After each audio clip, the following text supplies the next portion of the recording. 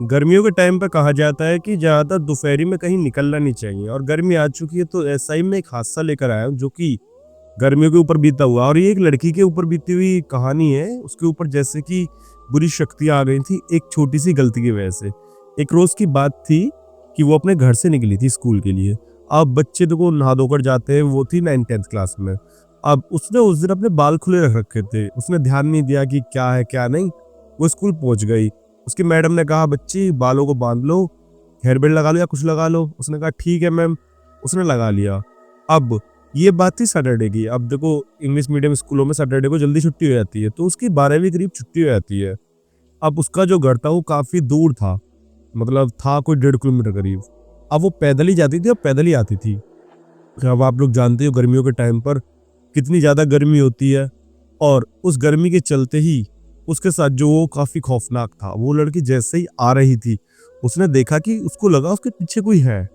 अब उसने अपने बाल खोल रखे थे क्योंकि आते समय उसने जैसे स्कूल से वो निकली, उसने अपने बाल खोल लिए। अब उसके बाद वो चलती आ रही थी, चलती आ रही थी, चलती आ रही थी और उसको लगने लगा जैसे उसके पीछे कोई है। पर असली कहानी तो यहाँ से स्टार्ट होने वाली थी। अब वो जैसे ही अपने घर पहुँचती है, तो वो महसूस करती है उसकी बॉडी में एक अलग ही थकावट सी है। अब एक पल के लिए लगता है उसको कि चलो यार ऐसे ही होगा, पर जब शाम हो जाती है और उसको कोई रिजल्ट नहीं मिलता, मतलब ना ही कोई मोमेंटम में चेंजेस, ना ही कोई बॉडी में डेवलपमेंट, अब वो बीतती जा रही है।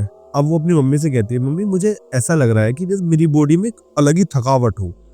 अब ये थकावट कितनी ज़्यादा हैवी होने वाली थी वो तो उसको भी नहीं पता थी। अब थोड़ा टाइम भी था, उसकी मम्मी ने कहा चलो ठीक है गोली खा लो। अब उसने गोली खा ली। गोली खाने के बाद जैसे ही वो सुबह से उठती है तो वो महसूस करती है जैसे उसकी बॉडी में एक अलग ही दर्द हो। तो वो अपनी मम्मी से कहती है मम्मी मुझे लग रहा है कि गोली का असर नहीं हुआ है, तो मैं ऐसा करूँ मुझे डॉक्टर के पास ले चलो। अभी लोग डॉक्टर के पास जाते हैं, डॉक्टर बीपी चेक करता है। उस लड़की का बीपी थोड़ा कुछ ज़्यादा हाई निकलता है, तो डॉक्टर कहता है चलो बीपी हाई हो गया, इसकी वजह से ऐसा फील हो रहा है, लो मैं बीपी गोली दे देता हूँ। अब वो घर आ जाती है, स्कूल उस दिन जाती नहीं क्योंकि संडे होता है। अब अगली सुबह जैसे ही वो उठती है तो उसका मन करता है मैं स्कूल ही जाती हूँ। तो उसकी मम्मी कहती है तेरी तबीयत कैसी है? तो वो कहती है मम्मी मुझे तो थकावट सी लग रही है।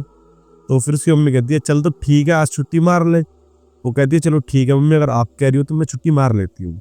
अब वो छुट्टी मार लेती है और घर पर ही बैठ जाती है और अपने स्कूल का काम करने लग जाती है। अब थोड़ा समय तो बीतता है, वो शीशे के आगे बैठी होती है। एक पल के लिए उसे ऐसा लगता है उसके पीछे कोई खड़ा है। शीशे में देखती है तो वो डर जाती है। वो कहती है यार मुझे ऐसा लगा कुछ था, और वो नीचे भागी भागी जाती है अपनी मम्मी से जाकर बताती है मम्मी मुझे लग रहा है मेरे कमरे में कोई था। मम्मी ऊपर आती है, मम्मी कमरे में पूरे में तहकीकात करती है, उसको कुछ नहीं दिखता। मम्मी कहती है अरे कुछ नहीं है। फिर जैसे ही शाम सी होने को आती है तो उस लड़की की बॉडी में फिर से वही थकावट। अब ये सोच में पड़ जाती है यार ये क्या हो रहा है, मतलब कभी थकावट, कभी कुछ, कभी कुछ, कभी कुछ। तो फिर वो सोचती है कि यार ऐसा करती हूँ डॉक्टर को दिखाती हूँ। फिर वो सेम डॉक्टर को जाती है, दोनों माँ बेटी। डॉक्टर देखता है तो उसका जो बुखार होता है वो सेम होता है। बॉडी में एक अलग ही थकावट और बीपी वही रेंज में जो पहले था। अब डॉक्टर को लगता है कि शायद बुखार की वजह से है, तो वो बुखार की और गोलियों में चेंजेस ला देता है। ऐसे ही 2-3 दिन गुजर जाते हैं पर लड़के को कोई फायदा नहीं दिखता। ना ही वो स्कूल जा पा रही होती है, ना ही वो घर का कुछ काम कर पा रही होती है। उसे बस थकावट, थकावट, थकावट। अब असली खेल यहाँ शुरू होता है। जैसे ही वो एक रोज सुबह सुबह नहाने जाती है तो उसका डोर 2 बार नॉक होता है। तो वो कहती है मम्मी आ रही हूँ 2 मिनट रुक जाओ। अब वो नहाकर बाहर निकलती है तो देखती है चारों तरफ मम्मी नहीं होती। अब वो अपने रूम से बाहर आती है तो कहती है मम्मी आप मेरे रूम में आके बाथरूम नॉक कर रही थी क्या? तो उसकी मम्मी बताती है नहीं मैं तो आई नहीं हूँ, मैं तो किचन में काम कर रही हूँ जब से, तेरे लिए चीले बना रही थी। तो वो समझ में नहीं पाती कि यार ये क्या हुआ। तो कहती मुझे लगा मम्मी कोई मेरे रूम में था जो नॉक कर रहा था। मम्मी कहती तू हो गई है पागल, तो दिखाऊंगी किसी बाबा का दौरा। अब एक साथ जैसे ये बोलती है माँ मजाक मजाक में तुझे दिखाऊंगा बाबा का दौरा, तो उसको एक साथ याद आता है कि कुछ ऊपरी चक्कर तो नहीं है मेरी बेटी पर। फिर वो अपनी एक दोस्त से बात करती है, दोस्त बताती है कि ऐसे ऐसे उधर एक बाबा है उनको दिखा लो, क्या पता कुछ फायदा हो जाए। अब वो लड़की कुछ नहीं सोचती है और भाई अपनी मम्मी के साथ उस बाबा के पास चली जाती है। बाबा देखता है, देख दुख के बताता है कि देखो तुम्हारी लड़की के ऊपर कुछ अजीबोगरीब शक्ति आ चुकी है और ये इसके बाल खुले की वजह से आई है। पर मैं एक चीज देता हूँ, इस चीज का इस्तेमाल करो, ये नहाए उस पानी में डाल ले, सुबह सुबह अपने ऊपर छिड़काव मार ले, कुछ दिन में ठीक हो जाएगी। अब 2-3 दिन बीतते हैं तो उस लड़की को थोड़ा फायदा लगने लगता है, लेकिन वो चीज खत्म हो जाती है। अब उसके बाद लड़की फिर सेम। अब ये लोग करीबन 15 दिन बाद वापस वहां जाते हैं और वापस जाने के बाद जब उसको दिखाते हैं तो वो कहता है, अरे तुम्हारी लड़की के ऊपर से तो वो चीज गई नहीं है, अब तुम्हारी लड़की का उतारा करना पड़ेगा। ऐसा करो, आज तो शुक्रवार है, तुम शनिवार को आ जाओ, कल आ जाओ। तो वो कहते हैं कि कल कैसे आएंगे? वो कहता है कि अरे शाम के टाइम आ जाना 8 बजे करीब। थोड़ा सामान लिख देता है कि इसे लेके आना। अब ये लोग चले जाते हैं। अगले दिन सुबह सुबह उठते हैं लोग, नहा धोकर अपना सामान वामान लेते हैं और शाम हो जाती है ऐसे ही। अब शाम को ये लोग निकलते हैं दोनों माँ बेटी, और वहां पहुंचने के बाद उसको दिखाते हैं कि लो ये सामान ले आए, कर लो जो कर रहा है। अब वो कहता है मैं यहाँ नहीं करूंगा, ये होगा शमशान में। माँ बेटी डर जाती है तो वो कहती है नहीं बाबा यहीं कर दो।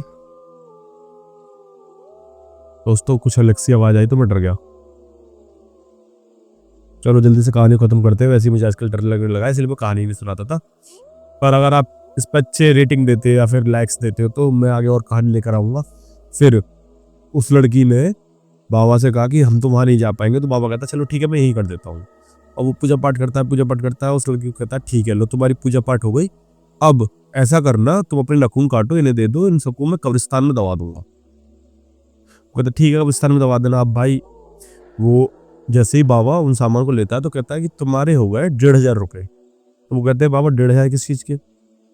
वो कहता है ये जो मैंने पूजा पाठ में जो सामान अपना लगाया है इस चीज के, और तुम्हारी लड़की मुर्गा भी चढ़ेगा। तो वो लोग कहते हैं चलो ठीक है हम तुम्हें 1500 की 2000 दे देंगे, और पहले चेक करेंगे ठीक हो रही है कि नहीं। कहता ठीक है। अब वो लड़की घर आ जाती है, कुछ दिन बीतते हैं, उस लड़की को कोई दिक्कत नहीं होती। उसकी मम्मी कहती है शायद अच्छा कर दिया बाबा ने। फिर ये लोग खुद जाते हैं और 2000 रुपये उसको देते हैं और वापस आ जाते हैं। उस दिन की बात है, आज 2 साल बीत चुके हैं इस चीज को, और आज तक वो लड़की कभी खोलकर बाल ऐसे दोपहरी में नहीं घूमती। और मैं सारी बहन बेटियों से ही कहूंगा यही बात कि आप भी दोपहरी के टाइम पर जब घनी धूप हो, लू चल रही हो, तब बाहर ना निकले बाल खोलकर।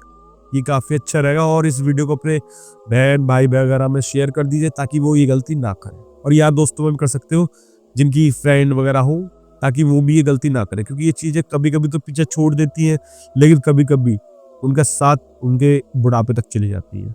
तो समझ ही गए होगा। अगर आपको वीडियो पसंद आई है तो देरी ना करते हुए मुझे लाइक शेयर सब्सक्राइब कर दीजिए। आपके प्यार की मुझे बहुत ज्यादा जरूरत है, तो शेयर